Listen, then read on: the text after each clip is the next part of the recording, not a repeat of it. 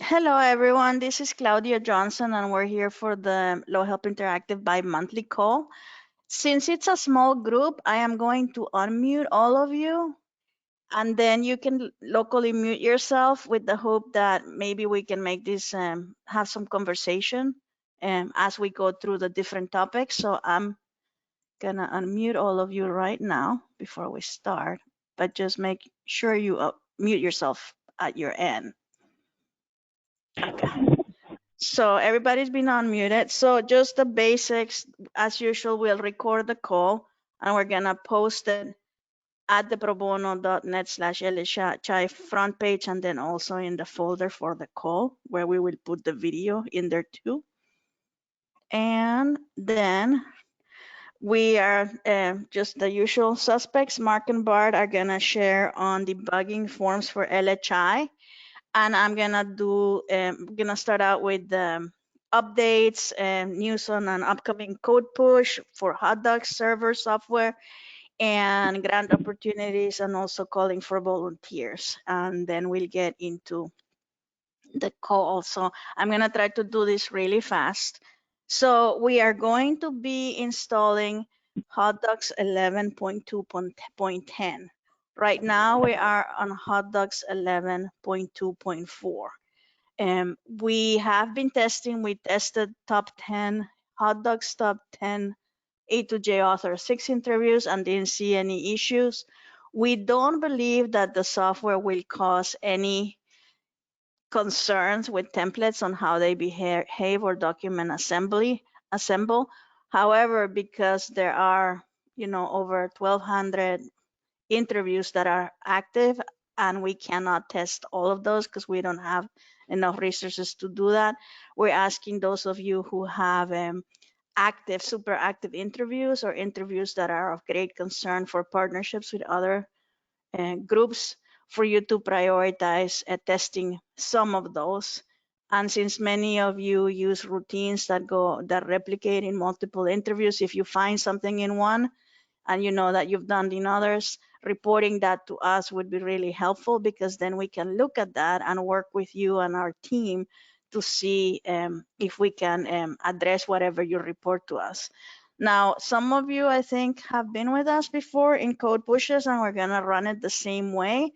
Some of you are not. So we have a web page for this, so you don't have to remember this, but so just kind of how we go about testing. We don't test in the LHI production server. We're gonna have the code ready to test in what we call Rebel QA or staging server. That's a separate server so that if anything crashes or anything goes wrong as people test or as we push code, it's not affecting your regular collection. It has a different database. It doesn't have the same accounts. It doesn't have the same interviews. It's a complete separate database, and we haven't updated it in a long time.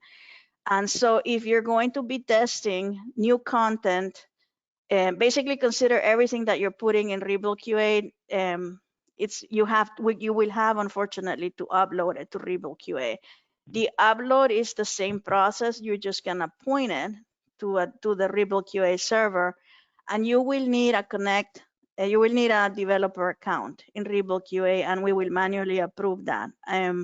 So my recommendation is that you start creating all the accounts that you need if you're gonna test, save and edit, create a self-help account or an advocate account also so you can save and edit as you test.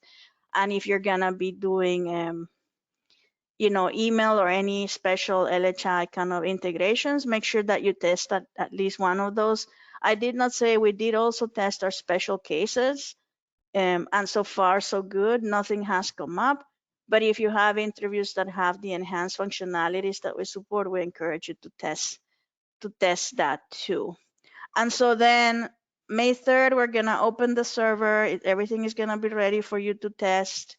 And we're gonna ask you to send us your comments in a form because there will be all of us on the LHI team, tech team, and with Capstone, we'll all have access to that, and we'll go through those pretty much every day.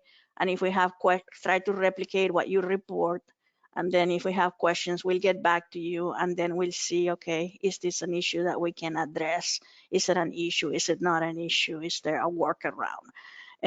So use the form to report, because it's going to be a shared environment at the back end. And then we'll stop on the 17th. We'll review everything, and hopefully, things have been reported early, so we have figured those out. But if there's anything that come last minute, we'll take a look, and then the team will figure out when we push the next code push. And so expectation is maybe June, but we don't know. It depends on what folks contribute in terms of the testing effort. And I do want to thank all of you in advance, because I know that this is very time consuming. Testing is always time consuming and very detailed work. And so this is a sanity check. We're not expecting issues, but it's better to know beforehand than after the code is in production, and particularly for super, super voluminous interviews. So just hoping some of you can block out a couple hours for your big ones. Anything? Do you want to add anything, Mark, before I move on? Just to say, some long timers may have accounts on Rebuild QA from when it was last copied from production. So before you ask for a new one, see if you have one already there. But the password would be whatever it was when it was copied, which is a couple of years ago, I think. So just a little nuance. But we'll be looking out to approve people ahead of time, so that May 3rd, you're ready. So we don't want to be like the cause for delay. Then in terms of updates and opportunities, we're going to be pushing a pay it forward, a voluntary pay it forward request on LHI as an effort to diversify our funding. And before we do that, I am looking for volunteers to give us feedback on the design and how we're laying it out on the system. What we're planning to do is have a call after the LOIs with LSC close sometime in May, probably the week of the 17th of May, where we will show that the group of volunteers what we have before we code it, and have you give us input or feedback before we code that again in the testing environment in Rebuild QA. So if you want to participate, raise your hand or email me, and what I'll do is we'll set up the call to have it sometime the week of the 17th, or maybe I think the next week is the 23rd of May. Definitely want to walk through with other people in the community and get recommendations and impressions, and then we're gonna push it. Hopefully also in June or July of the end of last year. I'm seeing some questions. Oh, I see a reminder from Jessica that authors can publish interviews directly from author to Rebuild QA. So that's a reminder for those of you working on A2J Author. So can I ask a question? Sure. This is Deanna, thanks. I wanted to ask a question about the testing. So I started working on HotDocs right on the heels, I think, of the upgrade to HotDocs 11. And so I wasn't really involved in the last time there was a transition like this. And I'm just curious, is there something in specifically that we're looking for when we're testing? I mean, is it going to be obvious if something isn't working, or could there be issues with variables or assembling forms, or, is there something in particular that we need to be looking out for? Mark and Bart, do you want to comment on the specific type of things to look for? I think the short answer is we don't expect anything obvious, so it would only be if something jumped out and misbehaved, either in the interview or the assembly, which I think are quite unlikely. Bart, have you got anything more specific to say? I think the major change is, if any, and there isn't, as far as we know, there isn't much of a change. It's just that we have to go with the flow with HotDocs. Probably the JavaScript in the interview would be a place that you might see something. And again, we tested some very complex interviews, and with all kinds of features that you don't usually see, and we didn't see anything. So If you don't see anything, I wouldn't worry. I wouldn't lose any sleep. But I would say probably the HotDocs interviews is the place where I would be, if I was going to focus on anything, that's what I would be looking at. Okay, thank you. And it's a sanity check, you know, because we don't have the resources to test everybody's like top 5 or anything, and we don't know your interviews as well. And so if something comes up and you report it to us, we're gonna work with you to see, okay, where is why, and is there, what is it that we need to do to get over that? And hopefully in the period of testing, if it is an issue with what we're doing, we will change the code. The environment is gonna be fluid, and then we're gonna say, okay, we've pushed this fix. Can you try again and see if that did it? And so it's iterative. It's very, very fun. Actually, I actually enjoy it. But you know, we'll be pushing in this period of testing. We'll be up, if there's anything, we'll be upgrading the code and saying, okay, we think we fix it. Can you help? Can you see? We'll test it, and then we say, you know, did it fix it for you in your settings? So it's kind of a dynamic. It's a kind of a dynamic thing. So two And do heavy we, weeks of attention. that's great, Claudia, thank you. And I'm just wondering, do we need to revisit our licenses with HotDocs? No, no. I mean, do you need to upgrade to HotDocs 11.2.10 as a developer? No, because it's backward compatible, right? Unless you want to, but you don't have to, right, Bart and Mark? You don't have to upgrade your authoring software. Right. So you can continue working on what you have, and it should be compatible. Great question, though. I put that in the notes. And I have a page, you know, that I'll circulate. I'm not sharing it right. I mean, I think I did give you the link, but I still haven't completed like all the details that go in it. We'll have a page where we have everything, and we have the form, and then we're going to have a page where we're putting what we're finding and where we are on the fix or our recommendations, so that people who are working with us will have a place where they can go and see, okay, okay, they have a fix now, you know, and we'll be very communicative because you're helping us out, and so we really appreciate that. So raise your hand or email me if you want to be. I see Matt is up with a hand, and I don't know if anybody else wants to be. Let me know. And then the last, you know, one of the other things is that LSC is in, I know I'm not supposed to call it LOI, but I'm not remembering new words, and words matter, so I'll apologize. But they are in the new round of funding. They are focusing, they have put a perspective on forms. And so I know that if any of you wanna either think about taking the forms that you have and making them part of other workflows, be it integrations, other connect or other ways to do remote services, either in the attorney client concept or with volunteers in other type of relationships, feel free to reach out.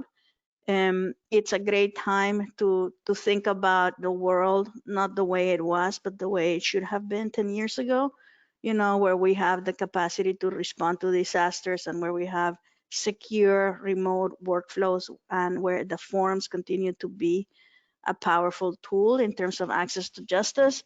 So I've sent to the list samples of extremely amazing projects that we have done, and I'm gonna send one that Just Fix from New York did in housing. They just wrote their report, and we have an integration. That's an integration model with eviction forms. Um, Feel free to reach out. We have a lot of sample material, sample budgets. I put some here. I'm happy to think through somebody to a project plan if that's of interest, to help you scope it out, make sure that you're not missing any elements on a budget or missing anything, anything like basic stuff like plain language, or really think about the instructions and all of that. So just reach out to me if you want to connect on that and talk. And very interested in integrations and other things. So I want to finish my stuff. The next goal is going to be June 22, and I'm probably going to be sharing a lot on the LHI evaluation and the survey data that we got, including exciting demographics, including demographics by race, which is really good to know that we are serving demographics that have traditionally not had as much access to justice. So stay tuned for that. And we're gonna move now to our code, but I did think I had a slide on the code push. Yeah, we put, just for people who didn't read the updates, we push code. We removed the end user survey from the site. We pushed changes to the LHI Connect API for integration with legal server. So if you have a project with that, it may, you know, it shouldn't have affected you because we tested, but just know that we did change the code and did some work on the email server, which was glitching up. We fixed it on the 19th. Just a reminder that in February, we did push code to limit the email your documents size to 25 megabytes. So there is a limit since February. So users should not be trying to send additional, or documents if it goes over 25 megabytes. And the next code push is going to be in June, and we'll announce it, and hopefully that's when we'll have the HotDog code push and other fixes and improvements to the system. So very excited about what's in that one. So Mark, I'm going to stop and I'm going to transition to you. Sounds good. Hi, everybody. I'm going to show some slides, and Bart's going to do some interactive live demonstration. Let me bring these up. Those of you that have been paying attention may remember these. We had a very similar slide deck 2 years ago, April of 2019. This is an updated version of that. So the focus is on things that can go wrong, and where do they go wrong? How do you avoid them, and how do you fix them when they come? We're going to talk about some common bugs and how to deal with them, and then have time, I hope, for ideas and questions. So it's useful to remind ourselves, of course, that there are two main categories of things that could go wrong, at least from an end user point of view. One is the interview, where things like relevant questions haven't been asked, or things that shouldn't be asked or asked. Those are bugs, not really fatal, but problematic. If the user has to enter the same information more than once, that's to be avoided. You may have content that's in a register that's inappropriate for your target audience, or it may be worse, actually wrong. So those are, I think, legitimate bugs or errors that you want to avoid and deal with. Then there's the document outputs. Of course, they could be wrong substantively or in format-wise. They can be outdated. They may be missing some things or including stuff that doesn't belong. There may be improper punctuation, capitalization. And this is a common one we've devoted an entire webinar to, which is how do you deal with unanswered questions? How do you, if you're not requiring an answer to a question in the interview, how do you present the unanswered variable in the document so it doesn't look too weird or mess up the flow? Where can things go wrong? Various sources. The templates, of course, either in A2J or in HotDocs, are the coded documents that may have logical errors or textual problems in them. There's the interview, again, in HotDocs or A2J, that may have any of those defects I just mentioned. You may have a problem in uploading because there is some validity checking that goes on, at least from the case of HotDocs, when you try to upload a template set in an interview. The server theoretically can introduce problems that don't surface when you're testing and developing locally. And then, of course, we have on the user side a whole panoply of possible devices and contexts in which LHI is being used, from mobile devices to desktop computers of all kinds of vintages that we can't control, and many different browsers, many different local settings that may produce unexpected behavior. So that's always a potential source of undesired results.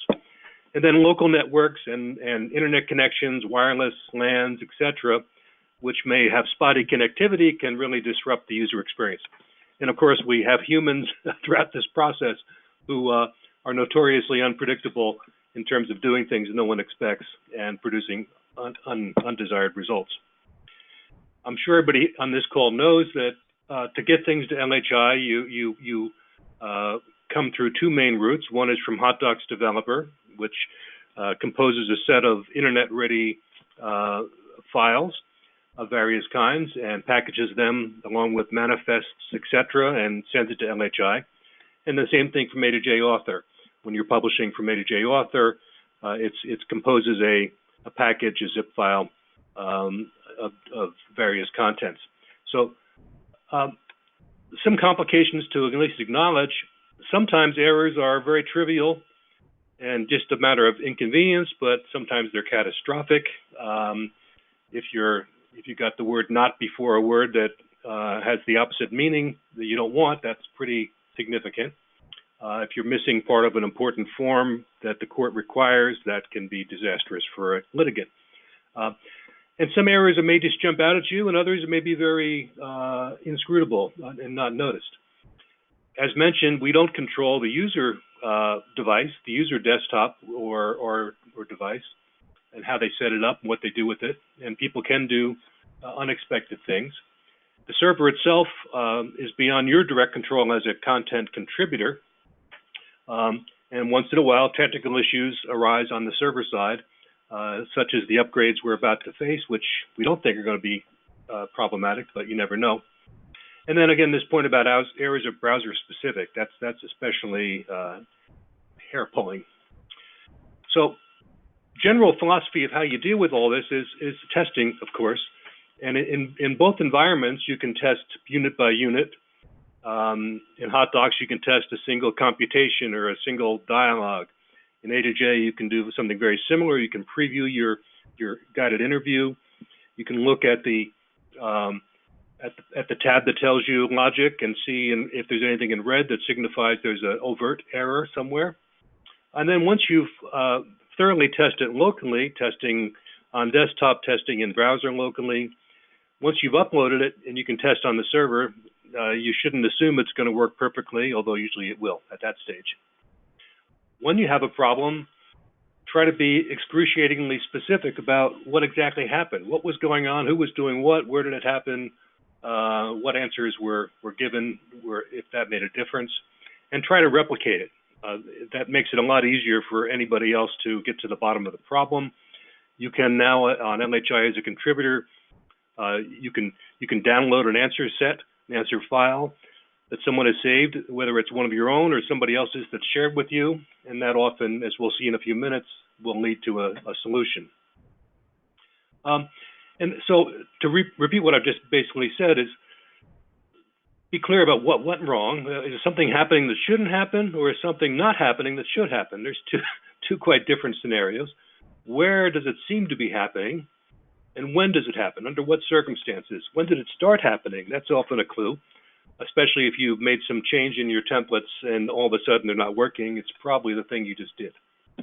Some common errors in HotDocs. As you know, we can do multi-document assembly on LHI now, creating multiple files as an output of an interview. And you can have an entire HotDocs interview module on LHI simply consist of an interview computation that presents questions and then assembles one or more templates. If you're not careful, you may have that logic not assemble anything under certain circumstances. And LHI doesn't like that. It'll yield a strange error. Document not assembled, I believe, even though it didn't do anything you didn't tell it to do. But you should always, when you're using multiple document assembly, always take care to assemble something under every circumstance, even if it's just a dummy document.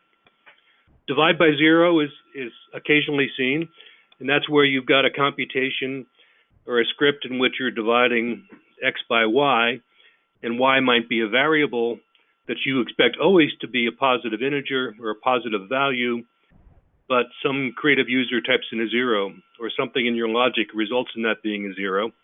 And if you have a zero in the denominator, I think that's the right word, the bottom part of the division, it's trying to divide by zero, which is apparently very problematic, and HotDocs will freak out and create an error. And the third example I have here is just unbounded loops. You can have while statements or repeat statements in a HotDocs module, either in the interview or in the document, where if you're not careful, especially with while statements, they can go on hundreds, if not infinite number of times, and HotDocs will intervene and say, sorry, this particular thing is repeating too many times, is unbounded, and there'll be an error. So with HotDocs, and to some extent with A2J, there's built-in error checking. So as you're composing and testing, if you try to save a computation that has got a syntactical error, HotDocs won't let you save it. It'll tell you it's invalid. So there is some real-time error checking like that. When you do a preview on desktop, so other areas will surface. And then when you upload, if HotDocs hasn't already discovered an error, sometimes errors will be discovered as part of the upload process. So it's pretty hard to push errors onto LHI, but the ones above I mentioned here on this list are ones that can escape notice because they don't all happen all the time. In HotDocs, there are settings you can make. You can enable the template for server. That's required in order to post. You can do this unit testing. So we highly recommend every time you create a computation or a dialog, do a quick test. Click the button on the bottom left, check it out, see if it behaves by itself before you put it into a bigger structure. Similarly, for templates, you can highlight part of a document or your template and just test that one part. So if something's misbehaving, very often you can selectively test assemble parts to narrow down where the issue is. You do test in browser. That's again a local feature. There are some subtle scenarios where the local JavaScript that comes with HotDocs developer may not be identical to that on LHI. And so you're not guaranteed to get the exact same experience as you will in LHI. Just be aware of that nuance. And then, of course, once you try to upload, you'll maybe give in further information. Inside the HotDocs development world, there's an outline tool that we don't often use, but can be very helpful because it gives you kind of a structural view of your template and see where the ifs and the repeats start and end. The template manager is highly valuable to test an entire template set to see whether particular variables are used or not used in various places, and if anything is invalid. There is a debug utility and a test panel you can invoke. We covered that a bit in the last call. We're not going to cover that today. The fact you can do a document preview locally is handy because you can see if there's any problem on the assembly side. And then generally you want to use the latest version of HotDocs and remain updated. Although once you're in version 11 in HotDocs, you're in pretty safe territory, at least when it comes to LHI. Bart, you should jump in, by the way, if you want to supplement or contradict anything I'm saying. So one specific thing to get to Bart's part, which is one very common frustrating error we run into is where an A2J interview emits an answer set that HotDocs doesn't like, that there's a validation routine built into HotDocs before it accepts an answer set and before it assembles a document in LHI that looks at the XML answer file and determines if it's got any validity problems. And when there is such a problem, the user at the moment gets a misleading error message, document not generated. It's usually not actually a problem with generating the document. It's a problem with accepting the answer file. And there are several use cases where this arises. One is where a variable, for one reason or another, has been established and used in an A2J interview, but it has no name. And that's a red flag for HotDocs. You can't have a variable with no name. And then the more common one is where you've got variables of various kinds, like dates or numbers, that ordinarily have restrictions on acceptable answers. But if the A2J interview is constructed in such a way that the field that variable is in allows non-numeric or non-date answers, you can have weird results in the answer set. And I think Bart will explain that a little bit more. This is a sample answer file. If you haven't looked at one of these, you can open up any of these on your desktop that you save locally. And you can download one from LHI, but they're XML files. Once you understand the basic syntax of these elements with angle brackets, they make sense, or a little bit of sense. But this one illustrates the idea of an answer variable that had no name.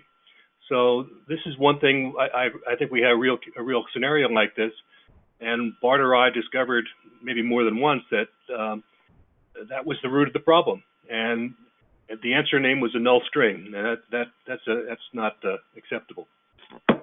So let me pass it to Bart here. Two things I think he's going to show us. One is how can you deal with this type mismatch issue in an A2J interview if that ever occurs to you. And secondly, we have we've exposed some of the LHI error reporting to contributors, the so-called Elmer reports, and how can you use those to see what errors may be associated with it. So Bart, you're on. Let me give you presenter power.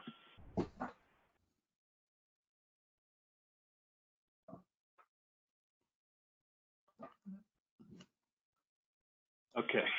Okay.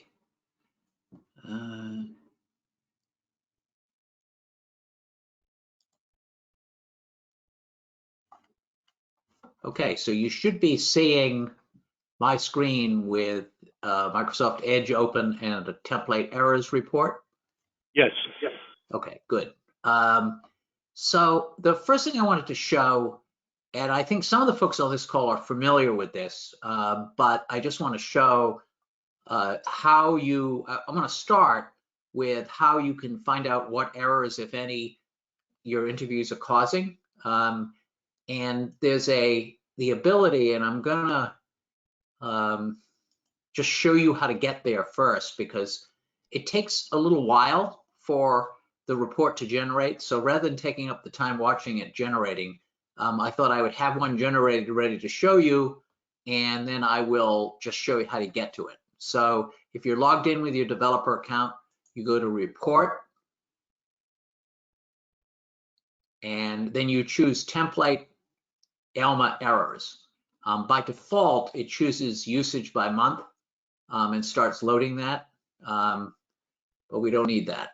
Let me go to one that's already open with the errors showing.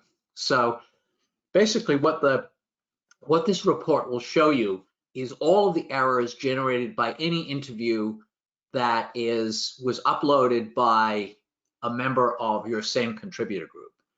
So I happen to be a member of 3 different contributor groups. One of them is an internal group, LHI admin. I'm also a member of the Montana and the DC courts contributor groups. So I see templates from all 3, and they may not be all my interviews per se. They may be developed by somebody else or somebody from another organization, but they just happen to be in the same contributor group.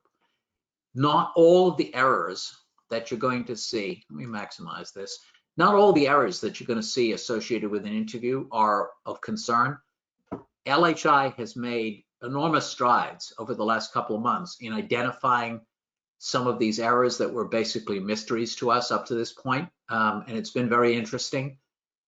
Many of them result from things users do that they shouldn't be doing, and that LHI is now diligently trying to prevent them from doing, such as using the browser back button from the document options page. That causes an error. And various other things, copying URLs and trying to navigate to a URL that they shouldn't really be navigating to, et cetera, et cetera. There are some errors that we either know for sure are the result of a problem with the interview or templates, or could be. And there's still some that are a little bit mysterious because we're having a hard time figuring out exactly what's causing them. So one to be on the lookout for is this documents not generated from HotDocs server for the interview. And we know there's one circumstance. Mark mentioned that you can have a multiple document assembly where your interview doesn't generate any documents, and that's going to produce this error. There are probably other situations that give rise to it, but the error, unfortunately, is too generic to tell us. And I know for a fact that this complaint for custody and/or visitation is actually one that does not always, well, it should always produce a document. I suspect there may be some scenario where it's not. And you'll see if you drill down for something like this. Let's go to this one. it only shows you the first 6 instances when the error occurred. And by 6 instances, it's usually the same user generating 6 errors in a row at the same time. So in this instance, you can see a lot of information about the user, and you can see, when it happened, and you see how often it happened. This is one where I would be, if I saw it happening hundreds of times, I would be kind of concerned. What we do know is that basically it's HotDocs comes back and says, oh yeah, you asked me to generate some documents. I could not generate them. So I have another browser open showing, I have an LHI account where I can go in and basically see all of the errors generated by all of the templates over the last, X days or months or weeks and what have you. And I'll just show you a couple of other errors that you might see in association with your interviews. One of them is this answer name is missing, which is right in the middle of the screen. And this is a pretty concerning one because I believe that every time this occurs, the answer name is missing, that the user does not get a document. So in this instance, it happened over all in one day. And I'm going to guess that this interview probably is being tested. So whoever is testing it probably isn't counting errors. They may have already fixed it because it was happening on April 20th. Doesn't look like it's happened since. So that's one that you have to be on the lookout for. The other is, let me drill down here, input string was not in the correct format. That's one that also should be somewhat alarming because in many instances, I think that means the user is not getting a document. And that's the scenario where there's a date variable or a number variable, and HotDocs is looking for particular values in the date or number variable, but it's being passed some value that is not consistent with what it's expecting. So there's an answer file validator in HotDocs on the server, basically, that looks at every answer file that it gets before it tries to generate the documents and tries to validate it and see if it's a valid HotDocs answer file. And we don't have any visibility into why it's rejecting the answer file, except the message, the error message that we're getting back. So we know that it has something to do with a field that HotDocs is not expect, it's getting a value it doesn't expect. In a format that it doesn't expect. I'm not sure what it's doing. It seems to have be timing out on me. So those are those errors are ones that I would be most concerned about. There's certainly others that can occur. We don't see them too often. I'm going to go back. Yes. On those errors with the input field, are those the ones that have to do with dates or true and false? I think I've seen situations where it was a true and false, but those are very, very rare. It's usually dates or numbers. Okay. And it's usually what I usually see is that somebody has an A2J interview with a field that allows users to enter something other than a valid date or a number. And HotDocs rejects it because it's associated not with a text variable, but with a date or number variable where, if the user types in non-numeric characters into a text field that is associated with a number variable, HotDocs is going to reject it if it can't make any sense out of it. So, and that's kind of my next topic is, how do you know if that's happening and what do you do about it? So in A2J Author, there is the ability to generate what's called a full report. And basically that tells you absolutely everything about your interview. And that's a good place to go when you run into these kinds of problems to kind of diagnose it. And again, just like the error report on LHI, it can take a while with a long, complex interview to actually generate the report. So I've got one actually already ready to go, but I want to show you kind of in case you don't know how to get to it, basically what you have to do is, let's open a simple one.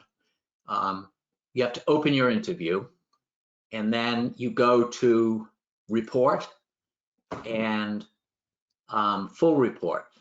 And I think Jessica can confirm this, but I think once you go in and tell it you want a full report, it seems to remember that that's what you want. So we'll try to generate it. And this is a very short little interview, but even this, there's quite a long, it's a couple of pages worth of report. I'm going to go to a previous one I previously generated for, let me just get rid of this for a second, for a very long, complex interview. So there are, I think, a variety of ways that you could approach trying to find out where the problem is. If it's an answer name is missing, really what you want to find is a field that has no variable attached to it. That's what causes the answer name missing. So, and I don't know if there's any such field in this interview, but the way you can find it is to do, once you've got this report up on the screen, you can do a find on page, and you can search for variable and a colon. And it will find all the instances of where the word variable appears. Now, one thing to be aware of is for every page in the interview, there's a, or every question, there's a loop variable and an outer loop variable, and then for the page, and then there's a variable for each field. And so here you'll see, if you search for variable, you're going to find the loop variable and the outer loop variable. But what you're interested in is over here on the right, you want to make sure that there isn't the word variable colon and then nothing, because that would be, that'll generate an invalid answer file. So you could either search through it, you can jump from variable to variable, or since it's so nicely highlighted, you can just go through and do sort of a proofread to make sure that you don't have a variable that's not associated with a field that's not associated with a variable. And it's, it's not, doesn't happen all that often. It's not the most common issue, but it does happen. And it's, I think, a fatal error every time. So the, and this is a long, complex interview. So unfortunately, it's going to take a while to go through this. The other way that you can find it is if you can download answer files. As a developer, you have the capability to download answer files. And you can, if you have an answer file that's producing the error, you can download it, and then you can open that up in a text editor, and you can search for answer name equals quote, close quote, an empty string, basically. And if you find that, then you found, you at least know what the problem is. Then you're going to go find it someplace. So, Hey, Bart. Yes. Will that show up on the variables list at A2J? Maybe Jessica knows, but if you go to the variables report on the left-hand toolbar, will a variable with no name show up as a blank line in that list? I do not know. Jessica, do you know? It won't, because what it's doing is the author isn't putting any variable to be associated with that field. And so A2J is just putting a blank string there. You can also, so on this screen, if you search for field, that might be easier than searching for variable, because then all of the loop variables and outer loop doesn't show. And you can just look on that right hand side and see all the fields, and that just might make it quicker instead of the 1,000 instances of the word variable that you have in this one. That's helpful. Yeah, that's a lot of time. You can also see it in preview if you have the debug panel open and you have one of these fields that doesn't have a variable. As you're going through it, you'll see in the bottom part in the script, it'll show like a blank and then whatever the person has typed into that field that doesn't contain a variable. So that's a way to catch it during preview mode if you forget. It would normally show the variable name followed by what they typed in, right? Right, and instead it just shows a blank and it's highlighted at the point in which they're answering it. Right. So if you keep an eye out on it as you're going through preview mode, you can make sure that everything's being filled in as expected. So the other issue, which is more common and it was also quite difficult to find in my experience, is the issue of a mismatch between a field and the variable type in HotDocs. And I think there are two ways that this can happen. One is you deliberately in your interview associate a particular field, which is usually a text field, that you associate that with a HotDocs variable. And then it can be tricky because what I've discovered is that sometimes users can, if you ask them for a number, they can type in a number, or if you ask them for a date, they can, and you give them an example of what the date should look like, they'll type in exactly what you're looking for. And HotDocs actually will not reject that answer because it'll find exactly the characters that it's looking for. So the only way that you could test the interview to make sure that's not happening would be to go in and pretend that you're a misbehaving user who types things they're not supposed to. So, if it asks for a date and you type January 22, 1998, the letters in January are going to trip up HotDocs. It's going to find something it doesn't expect. And the same holds true with numbers. If you ask them how many children do you have, and they type in, the word 2, then it's also going to cause an error. So I mean that's conceivably one way where you could just go in and be, just try to take your interview off the rails. You can also go into the report and find the same thing. So you can go through and search for instances of, you can search for instances of number variables, and you can search for instances of date variables, see what field they're associated with, and see if that field is of a type that's going to restrict the user to entering a date or a number as appropriate. And if it isn't, then you can be darn well sure that your user is going to type in something else at some point and cause a problem. You can of course validate the answer in A2J and reject characters that are not permissible. But the best thing I think to do is to use a field that actually has built-in checking, so it won't let you type in something other than a valid date or a number. I think there's another situation where some developers of interviews set values in their A2J interviews, and so they can set, and that's where I actually saw the true-false problem, because I saw somebody who was setting a true-false variable in their interview to something other than true or false, which is the only thing HotDocs will accept. But you can also set date variables and number variables, and that could be a source of problems if you don't do it properly. Let me just I found an example in here of something, I think it was done correctly, but it's just an example of the kind of thing that sometimes people do. So date left, no, that's not the one I want. It's this one here.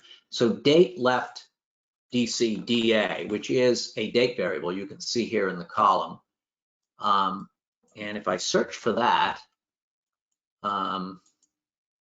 it finds this long script here that sets the date to a combination of things, which are a day, month, and the year, basically separately.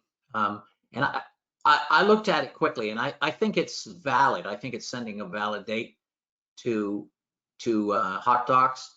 But this kind of thing could be a source of problems. And one thing I would recommend is that you don't do this setting in A2J, that you build it into your HotDocs templates. Either you set the variable in HotDocs, or even better, you take these values that it's using to set the date, take these variables, and you use a computation that converts them in HotDocs. And the reason I suggest doing that is that if there's a bug in your scripting, HotDocs will tell you immediately that there's a problem, that you can't do what you're trying to do. Whereas in A2J, you may have perfectly valid syntax, but you setting variables to values that HotDocs won't accept. And it may only happen in certain circumstances. So you could test yourself till you're blue in the face and not find the problem, but your errand user will cause a problem for you. So that's one thing I would strongly suggest. And there is, lots of scripting to convert stuff in HotDocs from one type to another, combine values, et cetera, et cetera. Other than that, I mean, you really have to search through and find every instance where this variable is, where each of these variable is used. The other thing you could do is you can, and I think that might be the most efficient way to do it in a long interview like this, and I would certainly defer to Jessica. Maybe she has some ideas about ways to run this down.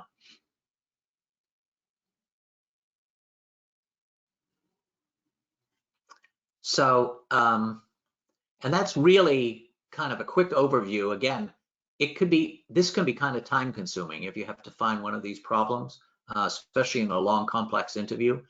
But the full report really is a great place to go. And I think, I've played around a little bit with it. I haven't really explored it in full, but you can download the full report, and you can get it into different, you can load it into various other environments and text editors, et cetera, et cetera. So you probably, there may be a way to sort of create some sort of automated or more efficient way of finding this stuff. But you certainly can use brute force and do a search.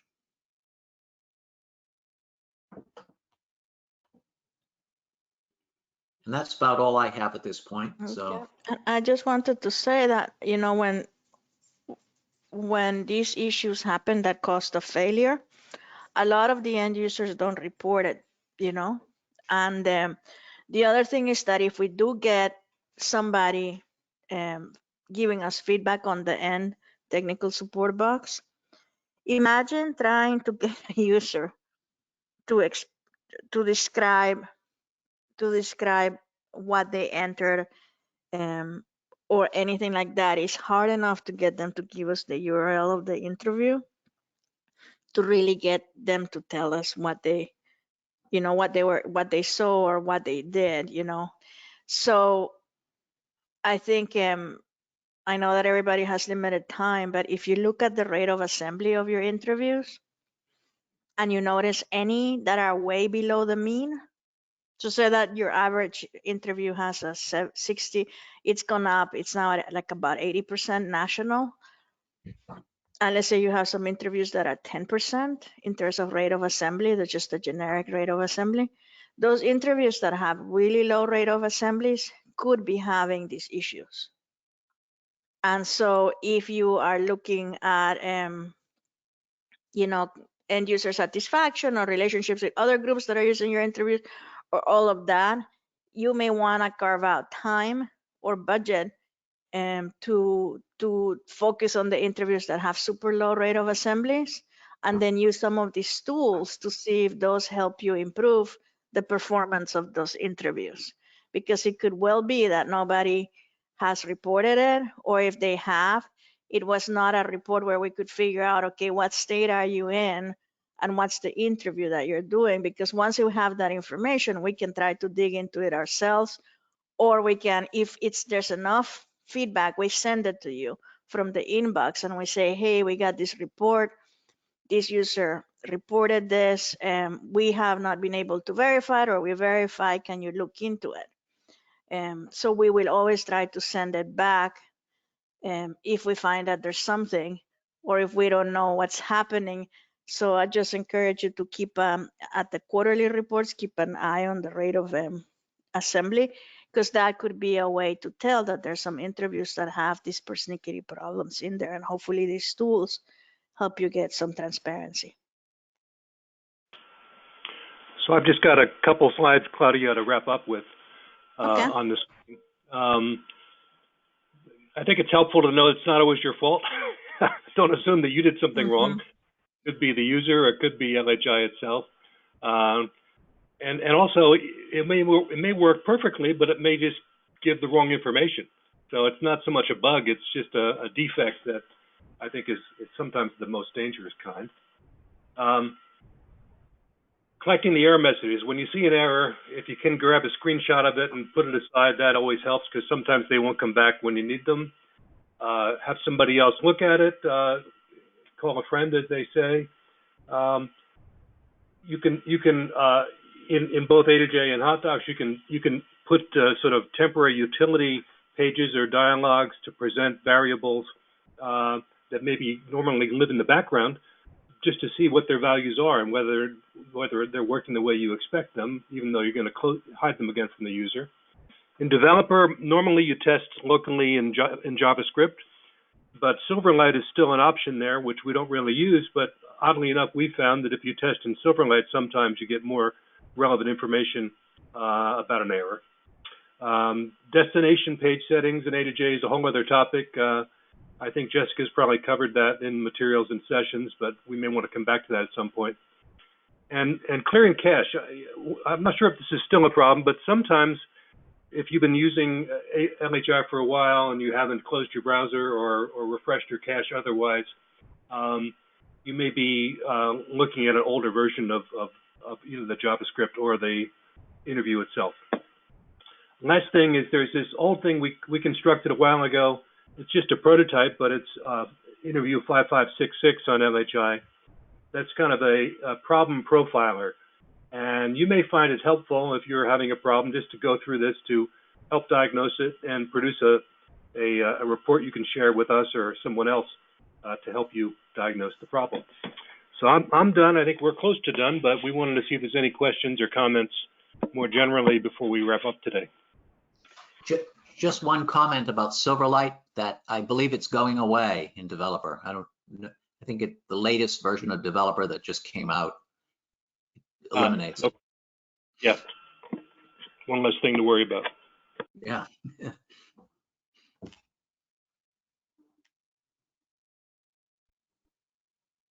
Anyone else have a question or a comment in the next minute or two? I just wanted to see if the folks that are in the call are using the Elma log report feature that we gave them through the server.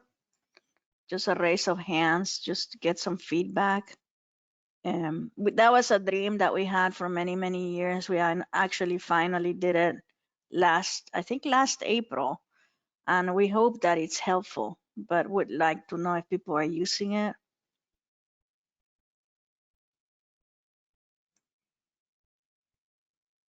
Okay, Matt raised hand. Okay, well, we're trying to make these things very transparent and put tools into your hands, to empower you and increase your capacity. But I echo Mark's comments, that don't always assume it's the developer fault. Don't always assume it's LHI. Sometimes it's the browser, sometimes it's the end user, sometimes something like copy and paste into a text box can put a character that HotDocs can't consume, and that may discombobulate the whole thing. So I think centering yourself before, when you get one of these, just center yourself and breathe in and out and think patience, and get really calm. And then, because it can be really frustrating just trying to get to diagnosis. And in the call a friend, you can always email us send us the report, like the template, the 5566 that Mark just shared. You can work through that, send us that. You can send us a report through the Zendesk, and we'll connect you. We'll connect you with Capstone to help you analyze and see if we can figure out what may be going on. So that's the other part, is that you're not alone out there in the developer world in your state. You're not alone. So any comments or questions from anyone, or tips? I know we have some very experienced developers here in the call, like Steve and Diana, and experienced project managers like Lori, etc. Matthew. Anybody wanna contribute any tips or comments? I wish I had words of wisdom, but I'm just listening. I appreciate everyone else's. Okay. Well, and if you're finding out about it right now, feel free to use it. And if you have questions on it, or on the Elma log, or if you have questions on or ideas on could we improve it, we're actually focusing a lot on improving error messages to end users on LHI. That's what Bart was referring to. So that when something happens, the error is a lot clearer. And a lot of those are the session errors, where sometimes the user doesn't even know that there was a session error. And then when they come back or try to assemble, the document doesn't yield. So we are working in June, in the next code push. We hope to have we have a long list, and so we all look at that as system maintenance and usability improvements. So hopefully we'll be pushing this throughout the year. So I'm excited about that, because it's a pretty comprehensive list of things that have been happening on the back end that now we're going to surface out with much clearer messaging to the end user. So join us on the 22nd, and thank you, Bart and Mark. I actually got a lot out of this, even though I don't develop. And we'll be in touch via the lists. That's what I will continue to. And I'm here if anybody wants to work through a project plan or a project budget, or using the forms, leveraging, or even creating or maintaining or testing forms. So reach out if you need support. Okay, thank you all. Have a great rest of the week. Thanks. Take care. Thank you. Bye.